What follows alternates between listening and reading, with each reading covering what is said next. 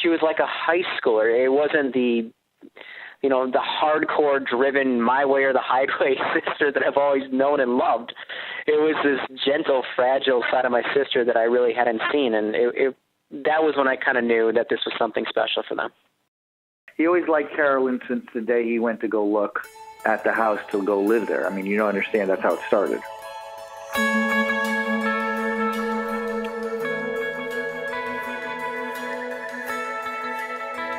This is a story of boy meets girl.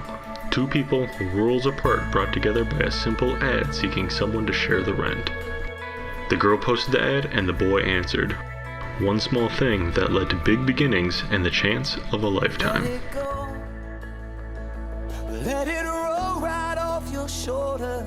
The girl in this story? An outgoing and creative daughter from Wisconsin with a cast of characters already under her belt. One of my favorite roles that Carolyn had performed was actually Little Red Riding Hood in Into the Woods, because you could tell how much fun she was having. Carolyn had a solo in Big River where it was a gospel number, and that was the most impressive singing performance that I think I witnessed her do. It was a very proud moment to see her just pull off what an outstanding performance she did, portraying Miss Patsy. When she was in the musical The Tapatas, she played this adorable little character from Muncie, Indiana that absolutely stole the show. Carolyn's love of acting would eventually lead her to the Sunshine State, where destiny and Disney were waiting to change her life forever. The boy in the story? A generous, easygoing son from Connecticut, the youngest of 5 brothers and sisters, and an uncanny knowledge of family birthdays and anniversaries. A parrot head with an unrivaled love for Jimmy Buffett and all things tropical. Most importantly, however, a man with a big smile and even bigger heart. My brother has a good heart. He wants to help out everybody he can in the family.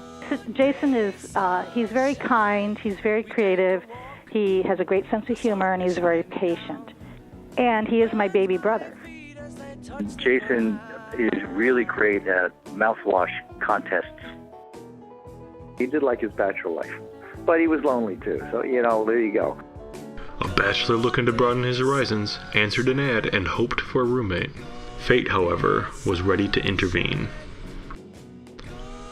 But let's start from the beginning. Carolyn Radke was born January 25, 1980, to John and Judy Radke. At first glance, her father wasn't too sure about his firstborn child and set out to tell her who was boss. He clearly didn't know who he was talking to. They decided to keep her and brought her home, where she soon discovered that showing off and animals were some of the most important things in the world. As a matter of fact, animals of all types always seemed to be around. Naturally, Carolyn always had a flair for the dramatic. Soon, her parents blessed her with other little people that she herself could boss around. I remember when we were growing up, we shared a room for a little while. There was a TV in there, but I wasn't allowed to watch it. And I was not allowed to sit in the director's chair. I also was not allowed to sit on her futon. Carolyn has always been bossy. I can't really think of a time that Carolyn has been bossy. A few states away and several years earlier, Ted and Sue Levy were welcoming their youngest child into the world. I remember when I got the first phone call, I was at college. My mom said, "Bruce, guess what?" I said, "We're having another one." Jason Levy was born with a full head of hair and the face of a cherub. Legend has it that his angelic face was the inspiration for Ann Getty's artwork. Jason has always had a mop of hair, and he thought it was a style. Even as a child, his love of party hats and eating was world-renowned. He loved hats so much, he even got the dog to wear one. But it wasn't just the family pet he grew attached to. He liked his family a lot, too. He was adorable, and because we were so much older, kind of fun to show off. I think I passed him off as my child once. We've always been close. My brother and I are very close. We at least talk at least twice a week. Carolyn, who was ready to meet the world head-on, grew up in a flash. High school came and went, and she set her sights on the bright lights of the stage. Her mind was made up. She was going to follow her heart, and nothing was going to get in her way. She's like an unstoppable force when she's got certain goals she's looking to meet. Carolyn is the type of person who will approach every situation 100%. She's never going to back down. She's fantastically assertive. She knows what she wants. But at the same time, the kind of person that sends you cookies when you first move off to college. College provided the training she was looking for and allowed her to focus her craft. Friends were made, fun was had, and Zen was achieved. Next up, she looked west and headed towards the Rocky Mountains to the town of Big Fork, Montana. This big city girl with a heart of gold wowed the crowds in that small town in Big Sky Country. She was the favorite character they had, and she was a little celebrity in that town in Montana that year. But her journey was just beginning.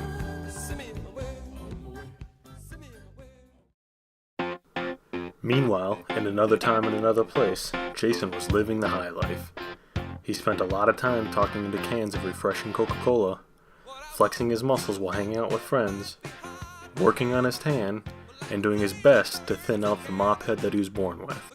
My eldest brother started getting bald in his 20s. My next brother started using Rogaine before it was even a household name.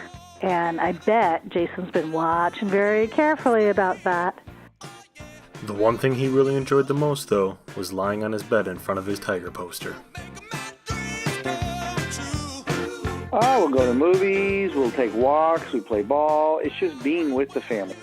The guys always, I don't care how old they are, they wrestle and play football in the yard, you know. So my 60-year-old brother and 40-year-old brother would be wrestling like little 10-year-olds upstairs. Between sleeping in late and playing games, Jason rediscovered his love of hats. He knew that somewhere out there was a girl waiting for a guy like him, a guy with glasses who could pull off a stylish hat at the same time. So he tried on every hat that he could find, hat after hat after hat. Eventually he found his way to Florida, where a small rodent with a big personality was waiting to change his life. And there was Mickey too.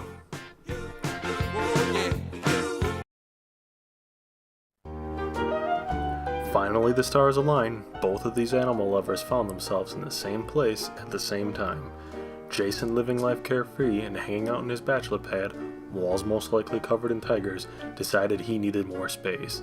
So through the magical world of Disney cast member classified ads, he found Carolyn. I guess Carolyn had a room for rent. He went to go look at the house. He liked Carolyn. Apparently they talked for an hour and a half that night, and he really liked it. But there were still questions about the space and stuff like that in his mind at that point in time. But he really liked Carolyn, and that's how it all started. A self-professed dog lover had fallen head over heels for a hardcore cat lover. Jason did the only thing he could think of to show Carolyn that he was willing to compromise. He took her to see cats the size of dogs. Over time, they grew closer and started meeting each other's families. Carolyn was immediately accepted. And once we met her, it was easy. We just loved Carolyn. She fit in very well. Okay, this girl sounds like she's got potential. We really were fond of Carolyn. The theme was, don't let this one get away, Jason. We knew, I think, before Jason that she was the right one. Jason was equally popular with the cheeseheads in Wisconsin. She was telling me all about this guy and how cute he was, just her type, tall and wearing the hats and glasses. He seems to be a very easygoing kind of guy. Laid back, go with the flow. When I met Jason, I was able to quickly judge him and size him up right away as a very genuine class act. Everyone was just happy.